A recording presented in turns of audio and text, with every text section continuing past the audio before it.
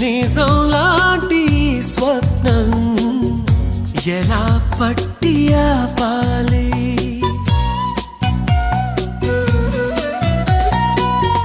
కలే అయితే ఆ నిజం ఎలా తట్టుకోవాలి అవును కాదో అడగకంది నా మౌనం చెలివో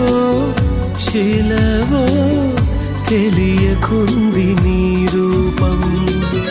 చెలిని బంధమల్లుకుందే